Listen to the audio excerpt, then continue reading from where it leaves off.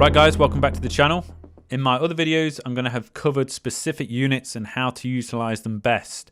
But as with all other armies, the most important thing to get right at the start is choosing the correct sub-faction trait for Genestealer as it defines your playstyle.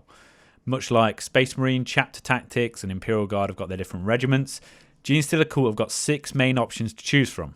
I'm going to be honest here, at least in my eyes, there's only one true competitive choice amongst them, and that is the Twisted Helix. If you watch battle reports or any other videos on YouTube, you're probably going to always see players choosing the Bladed Cog. And whilst there is some good stuff in there, I find there is a distant runner-up. My opinion would be that choosing Bladed Cog is the result of a mindset that is being applied by people who are used to other factions, and then they come to the Cult Codex and pick something that would work for the other factions they're used to. As I've said before, you've got to start thinking like a cult player, not, like whatever else you've played before. It's worth noting that the Greater Good add-on book did add in custom traits where you pick 2 out of a mix, but unsurprisingly, they are totally underwhelming and, in other words, shite. Now, everyone already knows that, if you want to be successful in competitive games with your chosen army, you've got to play to its strengths. That means you've got to identify all the synergies, the combos, the powerful abilities, and then choose the correct sub-faction trait to match the playstyle. You've got to choose the trait which is going to give you the best chance of tying it all together. And this is so true with Genestealer. You can't just throw them on the board like Space Marines and expect them to have a fair chance. So going off what we've covered before, it's clear that Genestealer are an army that wants to hit hard and fast with the aim of crippling the enemy in 1 or 2 surprise blows. At the very least, you want to be getting them tied up in a fight on your own terms to spoil any of their own plans that they originally had. All of the units and abilities at your disposal are clearly curated around this idea of ambushing, sneaky tactics to get the upper hand. But that's just a half of it. It's all well and good having this book of tricks to get your units into position for an epic ambush strategy, but if you don't have the firepower or the melee punch to get the job done once it all falls into place, then it's going to be all for nothing. For this reason, I always choose Twisted Helix. Plain and simple, it gives your whole army the ability to hit harder once it connects, and also it just gives it the ability to get there in the first place. So let's bring it up here on screen. Twisted Helix.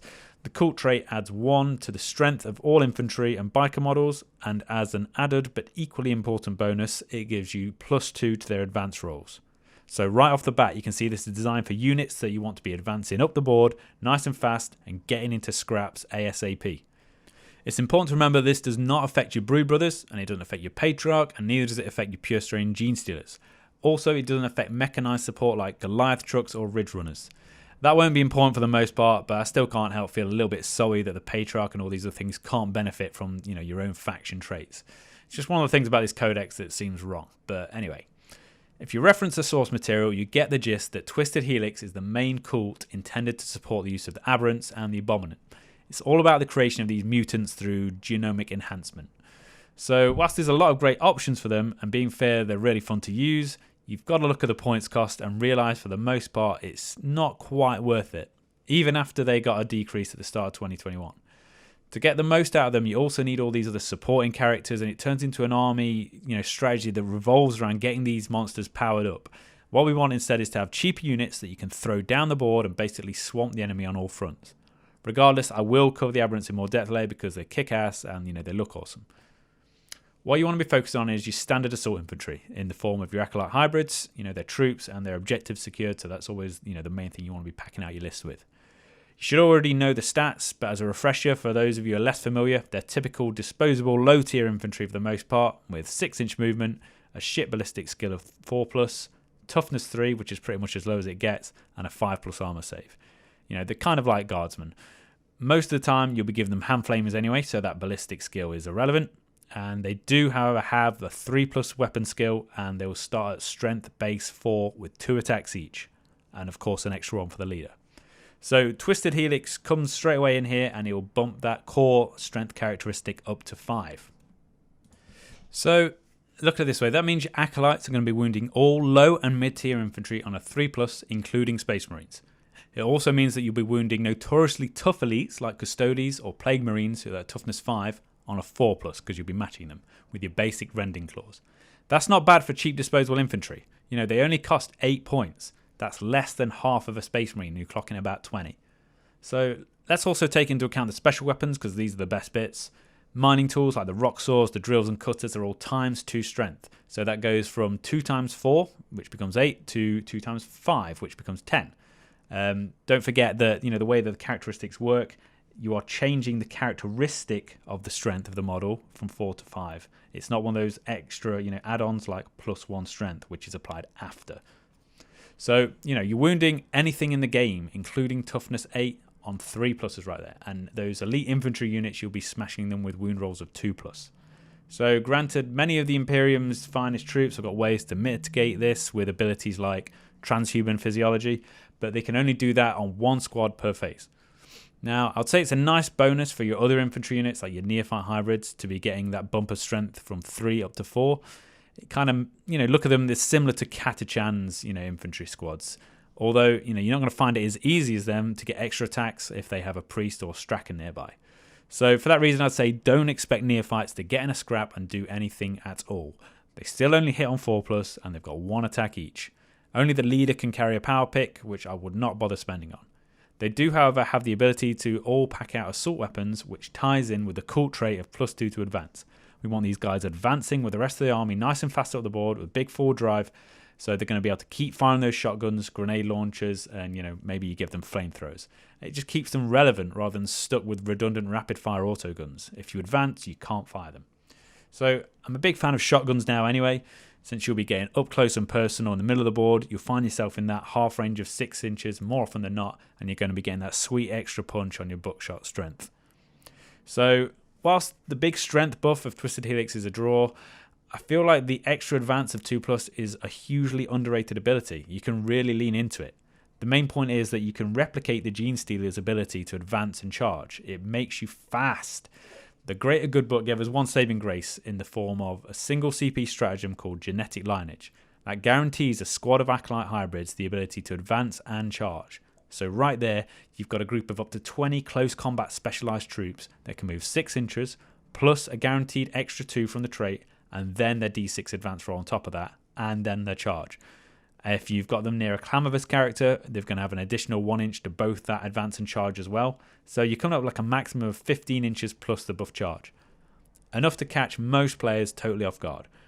There's also, you can double down on this by using an alternate option, which is the Psychic Power Psychic Stimulus.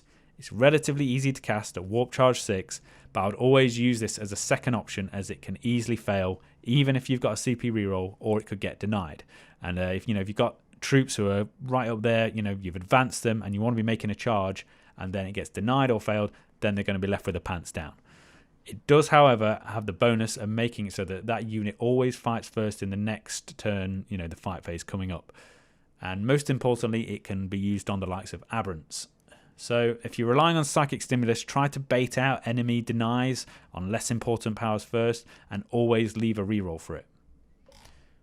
Better still, you can cast it from a Magus with a Crouchling or Cult Psych, which is an upgrade you could put 2 together, so that's up to +2 to cast. On another minor note here, the Sanctus character does have his own 1 CP stratagem, similar to Genetic Lineage, called Slipping Through the Shadows. It's also from the Greater Good Book. It gives you an automatic 6 roll on your advance, plus the 2 inches from the Creed itself, so it is even better. But honestly, I find it rare that you'll ever be running a Sanctus with a dagger loadout. He's just so much better as a sniper. Leave the troops to do the fighting. But, think of it this way. If it's towards the end of the game, you might want to be grabbing as many primary objectives as possible. This stratagem gives you 14 inches guaranteed advance, which could get you far across, the board and just snatch one of those objectives. Maybe he's already done his job, he's sniped off a few characters, and now he becomes expendable, and you can go out and grab those points. So anyway, this buff to your advance rolls is, a huge advantage for board control. You can get your entire army up the board en masse, easily able to keep the pace with your Patriarch, who has that built-in ability already to move rapidly. In other videos, I'm going to show you other ways you can boost movement, such as a first turn deployment from a Goliath truck, and you can take advantage of coming from the red blip. So most players don't even know that the deployment blips can be used in this way, and almost every single enemy player you'll come up against will be caught out by it. Essentially, if you deploy a transport truck forwards of the blip by 1 inch, so you're going out of your deployment zone, take into account the length of the vehicle itself, which is probably about 5 inches, and then the disembarkation radius of another 3 inches, you can see how a squad can start turn 1 up to 9 inches forward of the middle of past your deployment zone, and then they move, and then they advance, and then they charge. So, you know, all that stuff comes together and you're making those first turn charges without even breaking a sweat. So if you take a step back here and look at these tricks, it becomes evident very quickly that the Twisted Helix excels not just for pure smashing power, but for speed and movement. You'll hear YouTube tactics videos all the time. They'll say, you know, constantly, the game is won in the movement phase. And that is so true. In this case, you're practically giving your whole army the ability to move faster whilst having the tools at your disposal to keep them shooting and making those charges. But that's not all. There's some real icing on the cake warlord traits, stratagems, psychic powers and relics that synergize so well with the main Twisted Helix playstyle. I'm going to cover them in other videos, but let's just look at the specifics from this creed in question. First of all, we've got the Cult Relic, which is the Elixir of the Prime Specimen. Whack this on your Patriarch alongside the standard Warlord trait Biomorph Adaptation to create the maximum amount of strength, wounds, toughness and attacks on him. You can get this guy into combat and he will tear shit up. Although, personally, I'd always go with the Amulet of the Vaudrin Relic first, which means he's never going to take Overwatch and he gets +1 to his saves against shooting. Still, you could be running 2 Patriarchs in a game, perhaps another one in a separate patrol detachment. Definitely pay the relic to give 1 each. So you could also give this to an Abominant to make him even more of a beast. Next, the cult-specific Warlord trait is Bioalchemist. This is really powerful in the right circumstances. It gives you +1 damage. So if you put it on a Patriarch, it makes his claws do D3 +1. So the very least you can do is 2 per strike, which is great for 2 wound marines, etc. Your wound rolls of 6+ also then become flat 4 damage, which is plain crazy. Check out my video on the Patriarch. It's going to focus on him in more detail and we'll go through that. Now, honestly, for me, it's usually a toss-up between this Bioalchemist or Biomorph Adaptation for the extra attack and strength. One hidden gem for smaller games especially, though, is that if you're not running the Patriarch as your Warlord, you could put this on, for example, a Kelemorph. Then you're going to have 12 flat damage 3 pistol shots at the most. So this trait affects all weapons, not just melee. Up to 12 shots of flat 3 damage is overkill in many cases, but it's hella fun. Let's say if you come against Custodians or Terminators, you're bound to drop a few of them. As for the cult-specific psychic power that came with Greater Good, Mutagenic Deviation is very powerful in the right situation, but it does have a high warp charge of 8. But, you know, if you pull it off, every single Twisted Helix unit in your army gets +1 to wound against enemy infantry that you cast it on.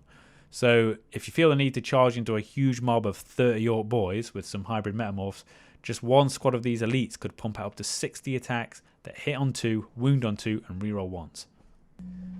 Lastly, the Twisted Helix's unique stratagem is specifically for Aberrants. It's a classic fight again at the end of the phase for 3 CP deal, and whilst it is expensive as hell, you know, a leftover from the days of 8th edition where we had all those extra CP to throw around, it can still be worthwhile.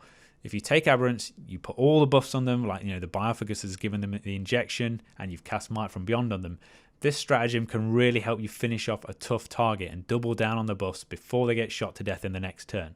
If you're lucky, you could have destroyed your first target and then you consolidate into another, you activate the stratagem here and then you smash them up as well. Aberrants may be a feared unit, but so many times I've seen them smash into the enemy lines and then just fizzle out. If you come up against a squad that's got a lot of invulnerable saves, the AP can be wasted, and when it comes to their strength, especially Space Marines can really take a bite out of the hit by using transhuman physiology, which means you can only wound them on a 4, 5 or 6. You know, they're only toughness for themselves, and despite the damage mitigation abilities, they can still get swept off the board by bolt gun fire so easily. So the lesson to be had here is just make the most out of their initial combat phase with them before they get killed. Now, there's a few other things worth mentioning, I guess. I haven't really bothered with the Atalan Jackal Bikers since my early days of learning the faction, but I did overlook the fact that you can get some crazy speed for them too with Twisted Helix. If you discount their offensive capability and look at them purely as distractions or objective grabbing tools, they can be worth their points. It's important to know that the Bikers do benefit from the cult trait, so they'll be getting +2 to advance, and if they're near a Ridge Runner with a flare launcher, they automatically roll a 6 for any advances. So you pair this up with their already crazy speed of 14 inches, you're getting a squad that can push 22 inches across the board. The only downside is that they can't move through ruins like infantry, so that's a little problematic. That basically rounds up all the reasons why I believe Twisted Helix is the prime choice for your cult trait. I'll most likely do another separate video on all the other options because, you know, there's some great aspects to each of them, but I just don't think there are enough to really, you know, pull in those victories consistently.